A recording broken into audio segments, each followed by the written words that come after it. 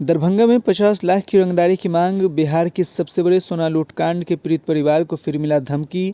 सोने चांदी के सबसे बड़े शोरूम डगरू सेठ ज्वेलर्स के मालिक संतोष लठ से मांगी गई रंगदारी। रंगदारी नहीं देने पर जान से मारने की धमकी। पे फोन नंबर देकर अपराधी ने रुपये भेजने का मांग किया। परिवार डर के दहशत में बच्चों को स्कूल भेजने से किया बंद और खुद भी बाहर निकलने से परहेज किया।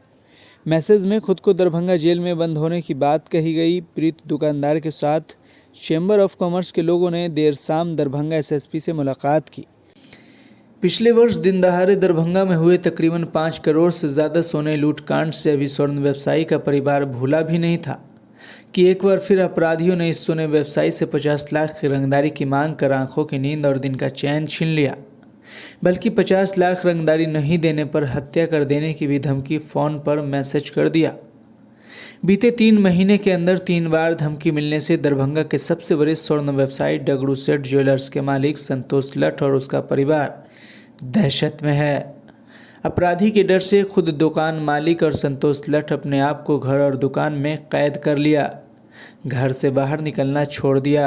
वहीं अपराधी के धमकी के कारण अब बच्चों को स्कूल भी भेजना बंद कर दिया। बता दें कि ऐसा नहीं कि इसकी सूचना संतोष लठ ने पुलिस को नहीं दी, बल्कि संतोष लठ न सिर्फ इसकी सूचना पुलिस को दी, बल्कि पहली धमकी मिलने के बाद ही इसी वर्ष 16 जून को दरभंगा के नगर थाने में लिखित शिकायत कर प्राथमिकी भी दर्ज करवाया था, लेकिन इसका कोई फ़ायदा नहीं मिला। पुलिस की सुस्ती के कारण अपराधी के हौसले और बढ़ गए। इसके बाद फिर 22 जून को अपराधी ने मोबाइल पर मैसेज कर 50 लाख की न सिर्फ रंगदारी मांगी, बल्कि मांगी पूरी नहीं होने पर हत्या करने की भी धमकी दी थी। इसकी भी शिकायत संतोष लठ ने तब की थी और अपने परिवार की और जान माल की सुरक्षा के लिए दरभंगा एसएसपी से मुलाकात कर खुद के लिए सुरक्षा गार्ड की भी गुहार लगाई थी। आश्चर्य की बात यह है कि पुलिस ने स्वर्ण व्यवसायी को अब तक कोई सुरक्षा नहीं दी। पूरे मामले में किसी प्रकार की कोई कठोर कार्रवाई भी नहीं हुई। समय बीत जाने के बाद 8 सितंबर को एक बार फिर अपराधियों ने नए मोबाइल नंबर से मैसेज कर फिर अपनी पुरानी मांगों को दोहराया। साथ ही मैसेज में गाली गलौज भी किया। मामले की गंभीरता को देखते हुए आज दरभंगा चैम्बर ऑफ कॉमर्स के सदस्यों के साथ पीड़ित दुकानदार संतोष लठ ने दरभंगा के एसएसपी अवकाश कुमार से मुलाकात की और फिर जान माल की सुरक्षा के साथ साथ अपराधियों पर कठोर कार्रवाई करने की मांग की। मेरे साथ 14 जून को पहली बार एक धमकी भरा मैसेज आया और उसमें जान से मारने की धमकी दी गई और कहा गया कि 50 लाख रुपया भेजो, नहीं तो तुम्हारे साथ हम जान से मार देंगे। उसके बाद मैंने इसकी शिकायत पुलिस में दर्ज कराई, जिसमें पुलिस ने कहा कि ठीक है हम कार्रवाई करेंगे, लेकिन पुनः 22 जून को एक धमकी आ गई। मैंने उसकी भी सारी जानकारी पुलिस को उपलब्ध कराई। उसके बाद पुलिस ने कहा ठीक है हम पूरे मामले की जांच कर रहे हैं और आपको जल्द से जल्द कुछ अच्छा नतीजा सुनाएंगे। इससे पूर्व भी हमारे यहाँ दिसंबर 20 में बड़ा डाका कांड हुआ था, जिसमें काफ़ी रुपयों की लूट हुई थी और उसमें कुछ रिकवरी भी हुआ था, लेकिन फिर से ये धमकी आने से हम लोग काफ़ी डरे हुए महसूस कर रहे हैं। हमने इस मामले में पूरा पुलिस को बताया तो पुलिस ने बोला ठीक है हमने इस मामले में काफ़ी कांड किया है, अब काफ़ी जांच की है और अब ऐसा कुछ नहीं आएगा, इसकी जानकारी उन्होंने दी। लेकिन 8 सितंबर को फिर से एक धमकी भरा मैसेज आया, जिसमें जान से मारने की धमकी, अपने परिवार के किसी भी सदस्य को मैं जान से मार दूंगा अगर आप तुमने 50 लाख रुपया नहीं दिया तो। रुपए देने के लिए उन्होंने मुझे एक पे फ़ोन नंबर भी भेजा है कि इसमें पैसे डाल दो और मैं जेल के अंदर से बोल रहा हूँ, ऐसे करके संबोधित किया। मैंने इसकी सारी जानकारी अपने थाना प्रभारी को उपलब्ध करा दी है।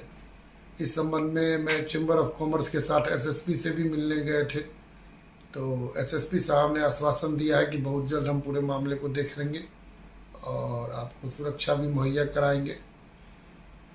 और अभी फ़िलहाल तो हम और हमारा पूरा परिवार दहशत में है और दरभंगा में व्यवसायियों में भी थोड़ा दहशत का सा माहौल है। अभी बच्चे स्कूल भी नहीं जा रहे हैं। कैसे सुरक्षा, फिर कैसे आप लोग अपने आप को सुरक्षित कैसे रख रहे हैं? अभी तो सर अब अपने आप को घर में बंद करके रखे हैं और एक निजी सुरक्षा कर्मी को बहाल किए हैं, जिससे कि थोड़ा जब तक घर में रहेंगे सुरक्षित रहेंगे, यही सोचते हैं।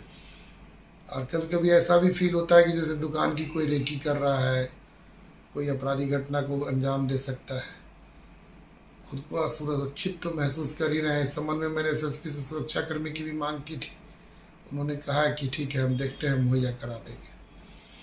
तो क्या लगता है कि जो पुलिस जांच हुई थी फर्स्ट फेज में, तो क्या कुछ इनपुट निकल पाया था? अपराधी पहचान में आए थे? आपको जानकारी दी उस गई? संबंध में मैंने पूछा था तो उन्होंने बताया था कि हाँ, कोई पप्पू महतो है जो जेल से आपसे रंगदारी मांगा था, हमने उसको चिन्हित कर लिया है और उस पर धाराएं भी लगा दी गई हैं और अब ऐसा कुछ नहीं होगा।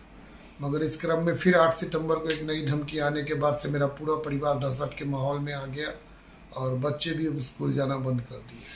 तो जो लूटकांड हुई थी आपके यहाँ, जी लगभग 5 करोड़ रुपए के हाँ। सोने की लूट हुई थी, उस कांड से और इस कांड को कुछ लिंक मिल रहा है क्या? कोई जी, लूटकांड में जो एक अपराधी शामिल था, उस अपराधी का नाम भी इस धमकी में आया है कि मैं उस लूटकांड का अपराधी बोल रहा हूँ और जब दिन में दुकान लूट सकते हैं तो तुमको घर में घुस के गोली भी तो मार सकते हैं। ऐसा उस अपराधी ने उस धमकी में बोला है। एसएसपी ने क्या आश्वासन दिया? एसएसपी ने कहा है कि हम लोग सही दिशा में जांच कर रहे हैं और बहुत जल्द उद्भेदन कर लेंगे। विश्वास है तत्काल प्रशासन पर, सरकार पर आपको को? सरकार पे हम लोग को पूरा विश्वास है। सरकार पे विश्वास है, सरकार अच्छा कर रही है और उम्मीद करते हैं कि हम लोग के साथ भी अच्छा करेगी। हाँ, सरकार से हमारी मांग ये जरूर है कि हमारे इस मामले में भी एसआईटी का गठन करे जो जल्द से जल्द इस मामले का उद्भेदन कर सके।